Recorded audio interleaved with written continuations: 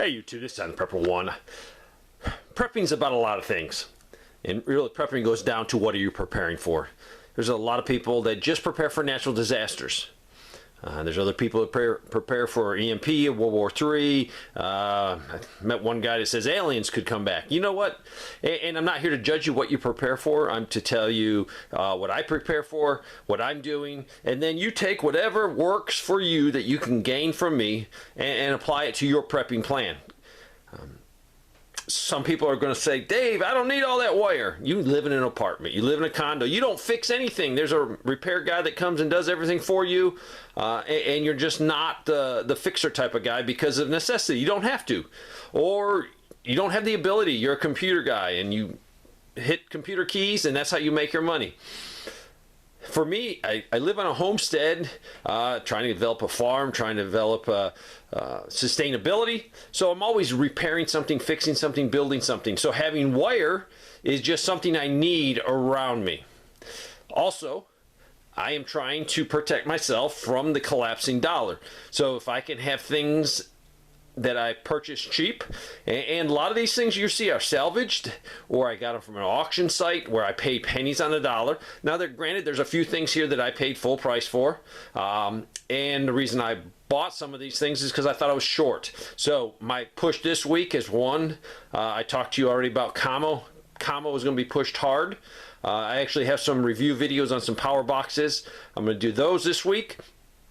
I'm also going to take care of my wire. When I talk about wire, I talk about mending wire, wire for fixing things, not wire for electrical needs.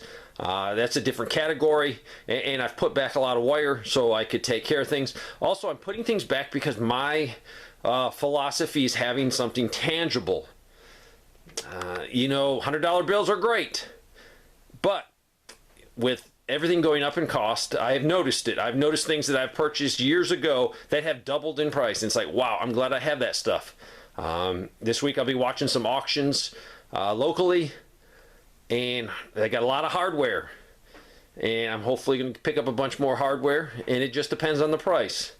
And I'll add it to the collection. I have lots of organizing to do. As you know, I built that bigger metal building. I still got so much to do, and it's not finished, not even close to finished, but that's going to give me a place to store my stuff properly, so people don't say, you're a hoarder, look at your mess. No, it's going to be organized. If someone says, hey, do you got this? If I know exactly where it is, the file cabinet, the drawer it's in, and it's labeled, that is to me a success. So I don't want to be a hoarder. So all the wires you see here will easily fit in 2 file cabinet drawers. So that way I'm organized. It saves me time, it saves me money, and in a worst case grid down SHT event, I have things to take care of myself. So my goal is not to leave the property. If everything goes terrible, it gets flushed down the toilet, I don't want to be out there trying to salvage something, trying to trade with someone I don't know to get something, to fix something on the property. Or I'll be an asset to my neighbors if they need to fix something. They won't have to go out to the general population and try to find something, because anytime in a crisis situation, you got to leave your property, leave your family. It's a huge security risk. I do not want to die over a $3 part that I need. So that's why I'm putting my money into tangible things. Some of you are doing it also. I talk to you all the time. Some of you get encouragement from what I'm doing. Some of you have been doing it also, trying to get tangible items to hedge your bet against the collapsing dollar. The dollar will collapse. It's not if it's going to collapse. It's just when is the dollar going to lose its value. It's losing its value every day. So that's why I'm going into tangible items. You need to find your niche in the tangible items. People ask me every day, Dave, what do I do with my money? Now, some people call me and say, Dave, I got no money. How can I prep with no money? And it's difficult, but you can do it. There's a library, there's the internet, you can learn a lot of skills. You'll have to go with a skill-based platform. So you might have to, trade your services to someone in an alternative economy. I'm going with the hardware store. Even if I don't trade with anybody, sell anybody, at least I have peace of mind knowing I have things that I'm going to use. My son lives right here on the property, so He will have things as he grows older to fix things. My grandchildren are here. They will have things. So I guarantee you in 30 years, this nice roll of wire will probably be more valuable than the $10 or $8, whatever it costs now. I guarantee you, if you had $8 sitting right here 30 years ago, for 30 years from now, it probably ain't going to buy you nothing. It might not even be worth anything. You might be using it for toilet paper or to start a fire. I would rather have this because this is something I can use. Also, when you live out in the boondocks, it's easier to go to a file cabinet drawer, open it up, and continue working on your project. If not, you got to stop. You got to get in your car. You got to drive. You got to waste gas. You got to waste time. By the time you get home, it's probably 3 hours. By the time you find it in the store, drive home, cash out, you've probably wasted 3 hours of your life. Plus, you've wasted a ton of fuel, wear and tear on a vehicle. Plus, I don't like going out. If I can stay home and not just have run out for one little stupid thing, I would rather go to the file cabinet. So this is wire. The average person does not need all this. So don't say, oh, no, I'm so far behind. No, you don't. You probably need a couple different gauges of wire. Probably, if you had those three, would probably take care of 95% of Americans. If you had this in your survival stash, I'll leave a couple links of the gauges of what I think is the best for the prepper. That's all you're going to need. You don't need all this stuff. But I'm in the organizational mode of what wire do I have? What wire do I think I need to buy? Now, granted, anytime I can find it at an auction locally, I try to bid on it. Usually I get it, but recently I have noticed that hardware, other things are going more than it did a year ago.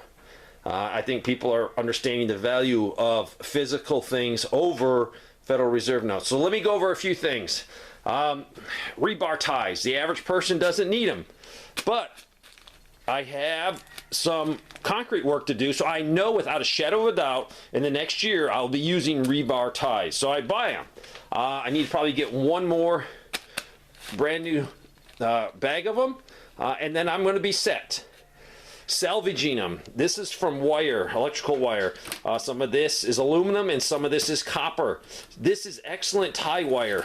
Absolutely free. You cannot beat copper tie wire. It bends very easily and you can secure things. If you know of an electrician in your life, you need to say, please save me all your scraps. This is all Romex that I've stripped. You could be sitting there in front of a TV or listening to a show or something and you could be stripping copper, getting it into more easily used. Now, let's say you got some pieces like this aluminum. Don't strip it all down because then you'll have a big mess. You'll have all these little pieces. So strip everything off of it except the final little bit in the center.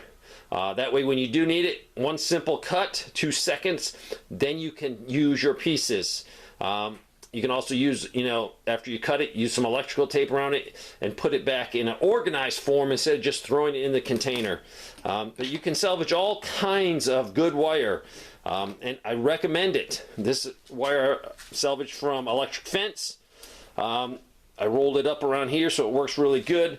All kinds of things you can salvage that will help you. But you need to be organized. So, have a plan. Where am I going to store it? Right now, I did a little bit of studying, and I really couldn't find any American-made wire. It's probably out there, but I didn't find it. And if I did find it, it was probably going to be twice as much. So if we get any type of embargo or we go into a trade war with China or any other foreign country, this stuff right here is going to cease to exist. What you have is what you're going to have, and the cost of it is going to be outrageous. I foresee in the near future a conflict with China. So that means there'll be no shipping. So it'll be harder to get this stuff. So that's why I've taken some of my wealth, and really this is not a lot of wealth. There's a lot. All this is salvaged.